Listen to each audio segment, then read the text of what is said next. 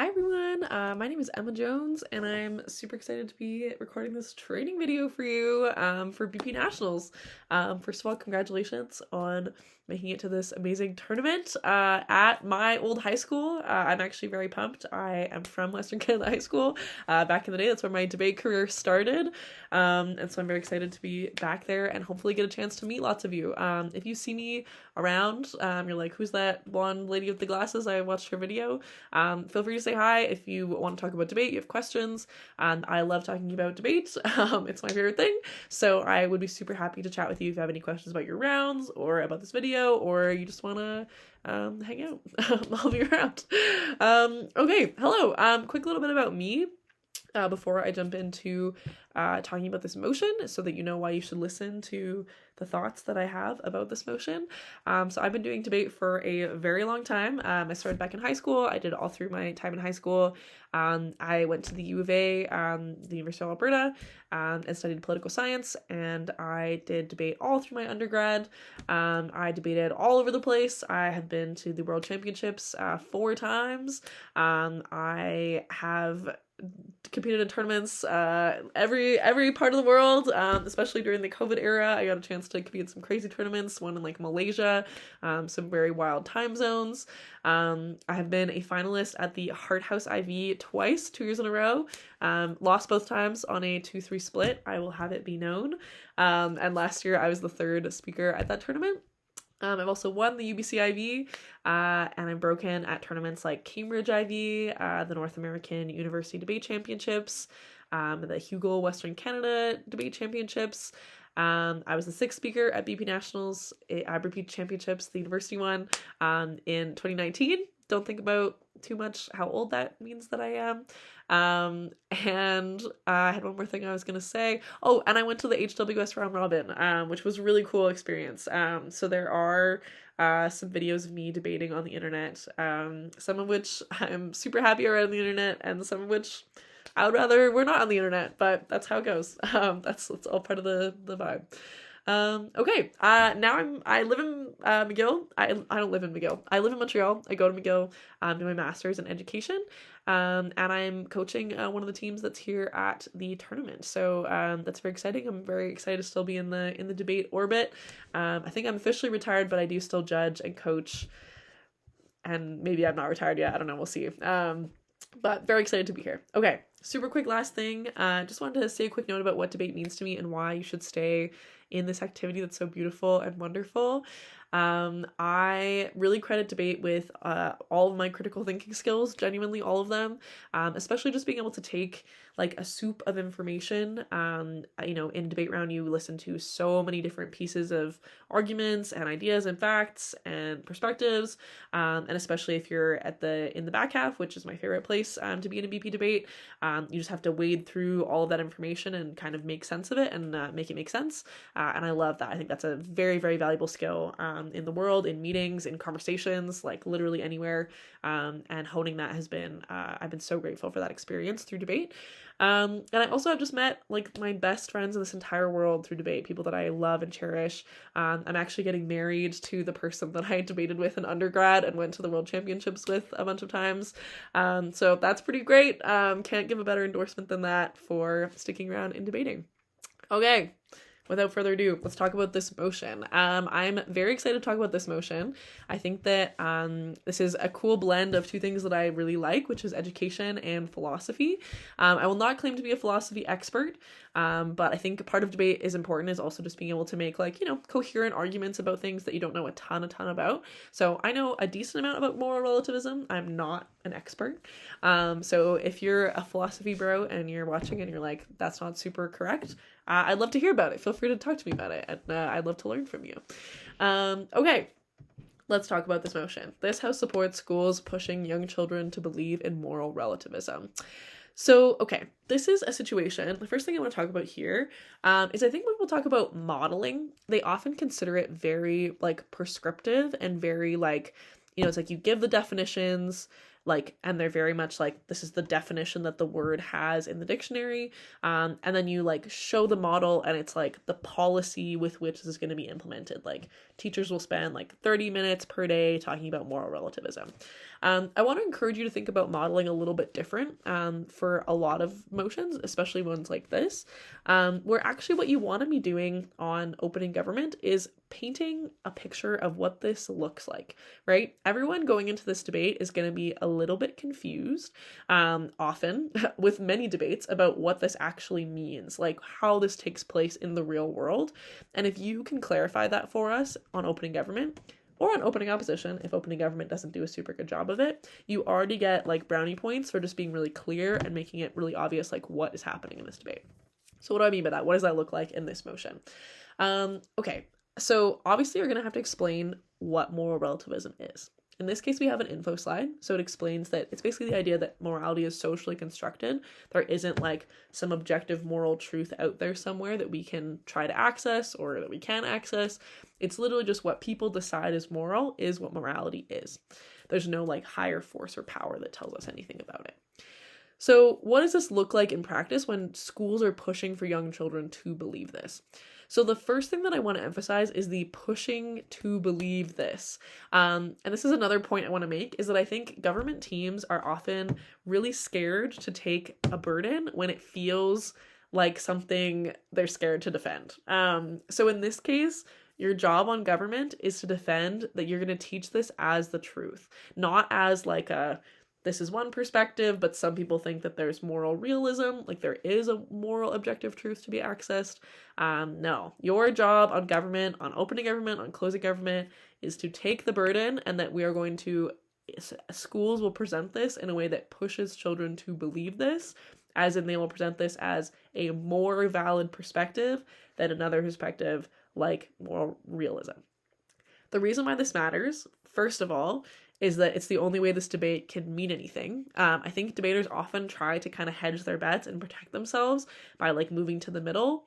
But if everyone's just arguing about presenting a variety of opinions, this is not going to be a debate. But crucially, number two, you just don't get any benefits if you're not doing the thing. Like if you're trying to prove benefits of teaching moral relativism, and then you're not really defending teaching moral relativism, we just don't get any of your benefits. So number one piece of advice I would give you on if anytime there's a motion and your government and you're like, this feels crazy, I don't know if we can defend this, try. There is a reason they have chosen a motion like this. There is a way to defend it. And it's a much better idea to kind of go for it and take the burden and defend what you're actually being asked to defend, rather than trying to waffle and mitigate and hedge your bets to the point where you're not really having a debate anymore. Little bit of a side tangent, but I see that a lot at this level of debate, and I really want to encourage you to be fearless and take the burden. You can do it.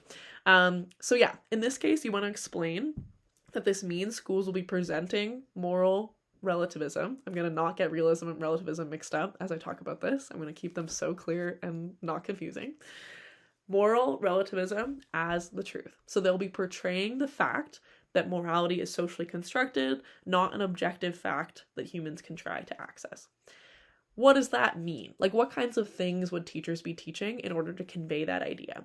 I think the clearest illustration of this, and again, this is the kind of thing you want to explain so that judges can like literally picture what you're talking about, is like highlighting differences between various cultures and the fact that we probably want cultural tolerance. So for example, this is kind of the classic philosophy example of moral relativism. There are cultures that cremate their dead, right? Maybe your culture is one of those. Lots of people will burn the bodies of their dead loved ones, keep them as ashes or scatter their ashes, whatever they choose to do with the ashes. And that's seen as a way to honor their dead. There are other cultures where people will cannibalize their dead. They'll consume the flesh of their dead loved ones. If you're not from a culture like that, that might seem kind of crazy. You might be like, wow, that's kind of wild. But often to the culture that cannibalizes their dead, to them it symbolizes like, you know, consuming, like being one with your loved one, like honoring them. And to them, like setting your loved one's body on fire, that feels crazy and dishonorable and like a really horrible thing to do. And so I think basically this illustrates that often there are different cultural customs that dictate kind of what we see as moral or good. And therefore, probably what teaching moral relativism is going to do is basically suggest that kind of show examples of how different cultures have created different moral codes around things like how we treat the dead, as an example. And that there is no like inherent reason why one of those is worse than the other. There's no actual it's very difficult to justify why it's more morally correct to burn someone's dead body than it is to cannibalize it, or to bury it, or to some other maybe less visceral example of something you could do with a dead body. So probably what this means is schools are going to teach the different moral codes that exist in different places and how those might coexist with each other, and why that's a good thing, because morality is socially constructed based on context. Okay, we've established what this probably looks like. What are the two sides of this debate? So obviously, government, you have a fundamental burden, which is to prove that A, moral relativism is good and something that we should be teaching as truth. And then B, school is a good place for this to happen, and it's like beneficial for students to learn it at school. So let's talk first of all about why moral relativism is good. So I think the most fundamental thing is that it does encourage this kind of cultural tolerance, which is probably positive, right? Discourages students from condemning other cultures based on things that they see as potential moral differences, but don't have good reasoning behind critiquing, right? It kind of encourages this idea of, cultural tolerance, viewing cultures as, things that groups of people have just agreed upon as good, and that they should be respected and honored in that. This probably creates a lot more like respect for diversity, probably especially in classrooms where you probably have a lot more multicultural classrooms. You could set all kinds of context as to why this could be really beneficial for the classroom environment, for students going out into the world, all that kind of stuff. You can expand those impacts into a lot of different places. There's also a more philosophical argument here about the fact that just like moral realism doesn't necessarily make a ton of sense. You can argue this. To be clear, this is not necessarily my perspective, but it's difficult to prove because where are these moral truths? Where do they exist? Where do they live? How can I access them?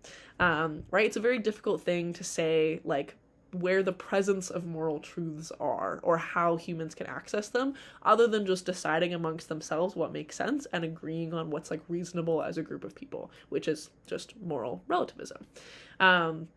A lot of the time, moral realism, and some defenders of moral realism will fall back on things like religious texts, and they'll say that, it's because there's a higher body like God or Allah, who has pronounced this to be the moral truths, and therefore that's how we access moral truths.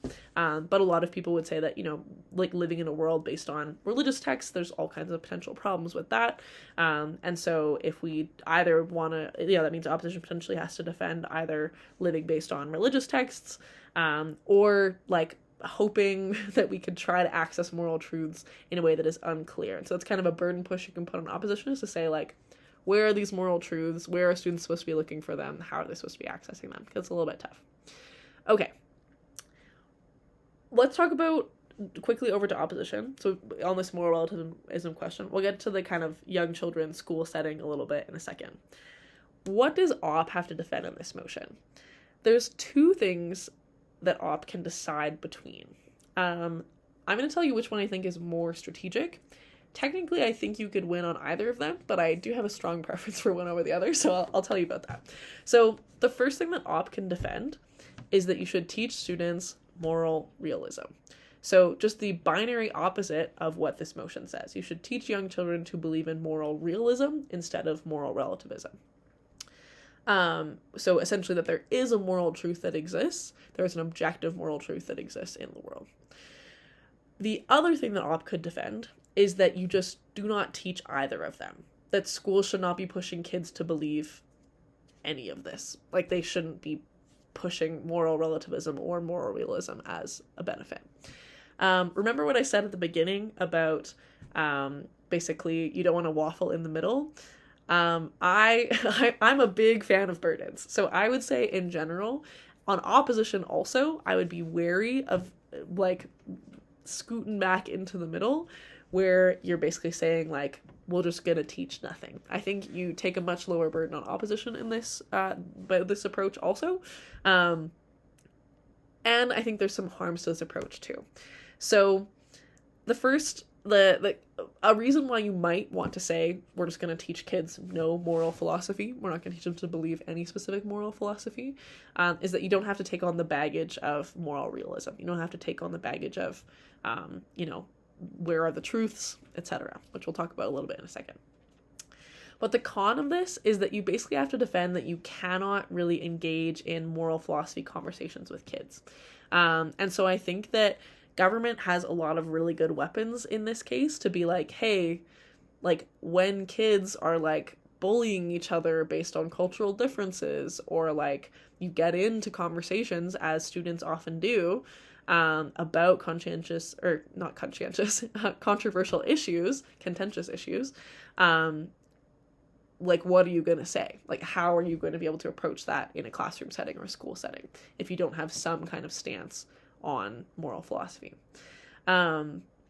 So I think it is a much more robust debate if you are willing to defend an alternative. This is also a place where you can think about, on back half, if your front half says like, oh, like, I don't know, like maybe we're just going to teach nothing, you can take a much firmer stance and accept the burden and saying, actually, we're going to defend moral realism, and as to why actually teaching moral realism is a good thing. Okay, what is moral realism, and what can you talk about in terms of why moral relativism is bad? Let's start with the assumption that you are going to argue for teaching moral realism. Why there is an objective morality, and we should teach kids that there is an objective morality. So I think this is actually a very interesting argument, because often the logical endpoint to the idea that morality is completely socially constructed is that it becomes very difficult then, if that is your perspective on morality, to condemn things that we probably should condemn if a society has agreed on those things happening in their social context. Essentially what this means is that the benchmark for morality, if it is only that it is socially constructed, is just if enough people have agreed on something, then that becomes something we should morally uphold. So there's probably two problems with this. The first one is that this often just leads to like a tyranny of the majority that is probably something we don't defend, right? If that's why we have in democracies things like protections for like rights and freedoms that can't be overturned even by democratically elected governments, because we think there are certain rights and protections that should exist for people, even if the like majority of the population believes that people shouldn't have those rights. So they're not like at the whim of the majority, they're just things that everyone deserves no matter what. So, because majorities sometimes make really bad decisions and do things that are bad for people, right? So, by determining that morality is only socially constructed, you essentially have to concede that all that matters is what the majority thinks, and that potentially leads to us justifying lots of things in history that the majority was down with that we probably don't think are very good. The second thing is that often socially constructed means constructed by people with power in that social context. And so even if it's not actually the majority, there are often people who have more sway in a society in order to set things like cultural and moral norms. And so actually those are often like men and people with like physical strength often, or like power in a more general sense. And so essentially you're saying that morality is just what those people think should happen and are able to impose upon their society. And so that's probably going to lead to things that you don't necessarily want to defend. So you can engage on this argument of basically why moral relativism is not a good thing and why we shouldn't teach students to use that as the way they think about morality, because it leads to these problematic consequences. But we can only really access those arguments if we're willing to defend teaching the opposite, because those arguments don't make sense if we say we're just going to teach them nothing, or we're not going to engage in it, because then students might reach those conclusions and we can't tell them that we disagree with those conclusions. So that's why kind of taking the burden on both sides is what allows you to actually access the arguments.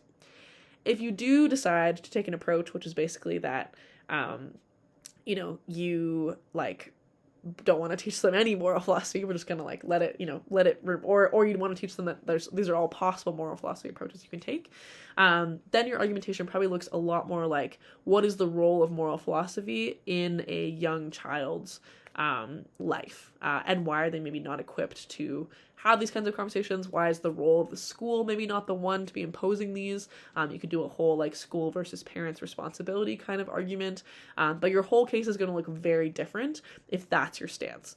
So that's something you want to establish kind of early on. So ideally, yeah, those kind of big questions about the burdens and what your proposal is actually going to be, you want to be addressing as soon as possible in your like case construction and your prep time, because they're going to then trickle down into all of the things that you set up in your case and all the attack you're able to do on government. Hope that makes sense.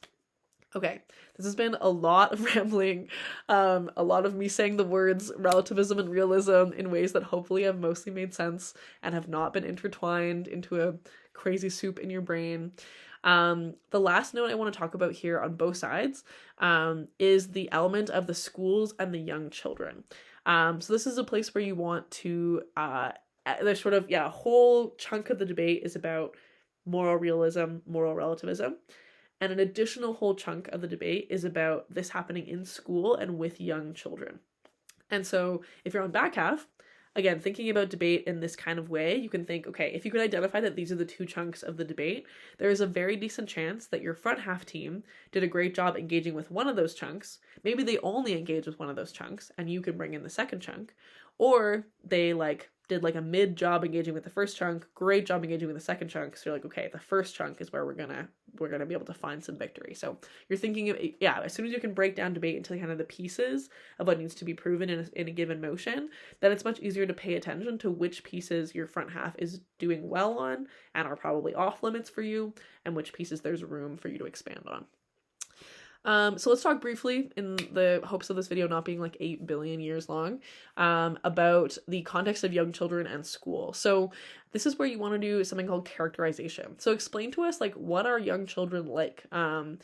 I encourage you to do this charitably. Obviously this is a large group of people. They're not all crazy. They're not all naive. You can give us some general statements about young children that are usually true that can then help kind of amplify your impacts in one way or another. So probably either team is going to tell us about the way that young children are impressionable, right? Part of being a kid is developing kind of how you feel about the world, how you see the world. And often the opinions and kind of viewpoints and perspectives that you acquire in your early life are often things that you carry with you for a really long time, right? They get really baked in at this point and stick around for a long time. So this probably has a lot of weight. This question has a lot of weight because if someone has truly been made to believe one perspective or another during their time in school, it's very likely that they will stick with that perspective for a long time. There's also, I think, a really interesting question of the school as an actor of the public. If you're a teacher, you're technically a agent of the state in a certain kind of way, at a public school at least. You get public funding, stuff like that.